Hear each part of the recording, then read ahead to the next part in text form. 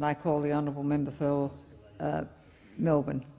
Thank you, Madam Speaker. I rise this evening to speak on the plight of apprentices. Before the election, the Prime Minister, Tony Abbott, spent a lot of time in a fluoro vest and a hard hat, glad-handing apprentices and workers. He said, and I quote, "An incoming coalition government will help more young Australians to start a trade, stay in a trade and finish a trade." But these were hollow words.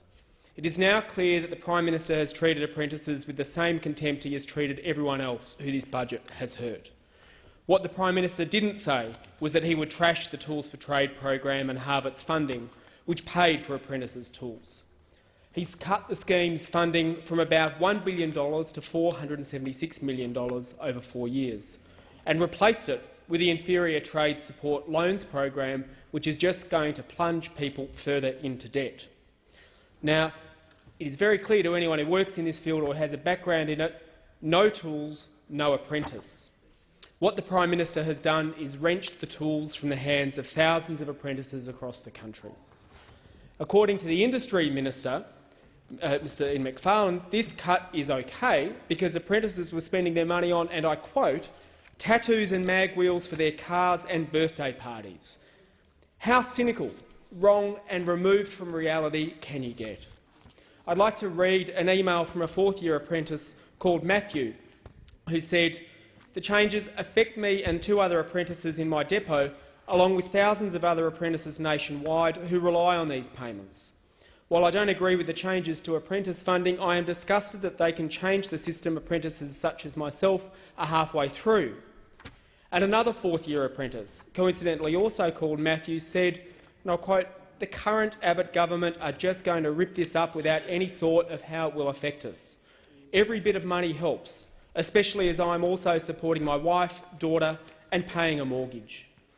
The removal of this payment is approximately 6% of my annual income, and I could only imagine the uproar if Tony Abbott and Joe Hockey were asked to delete 6% of their annual income." End quote.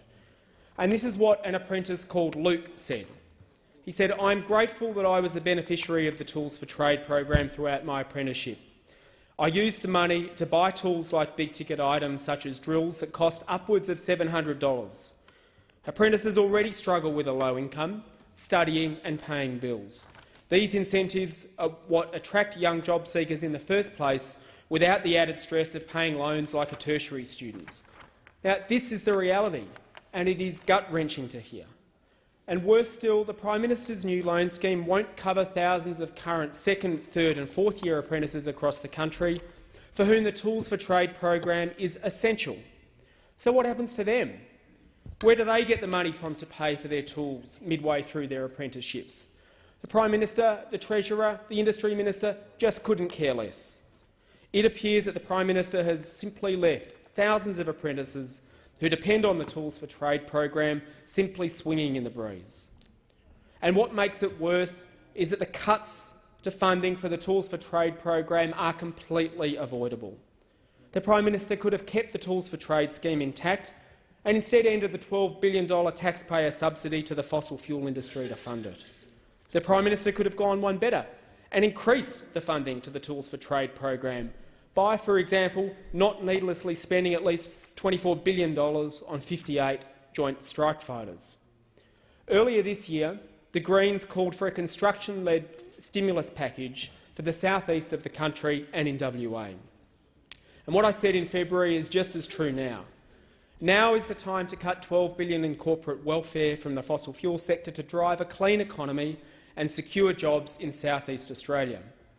By building more public housing and fast-tracking public transport projects, we can find jobs for the workers facing redundancy, address the housing crisis and care for the planet all at once. Supporting construction, design and manufacturing jobs by building 77,500 new houses over the next 10 years would create thousands of jobs, including for apprentices. The Abbott government could do this right now, but chooses not to. What we need is a plan that reboots our manufacturing base, uses our manufacturing expertise and retools workers, apprentices and manufacturing for the new economy that is emerging right around the world. But if we take the tools away from builders, the plumbers, the carpenters of tomorrow, our electricians, our very future is in doubt. I say to our apprentices, the Greens will fight to put tools back in your hands.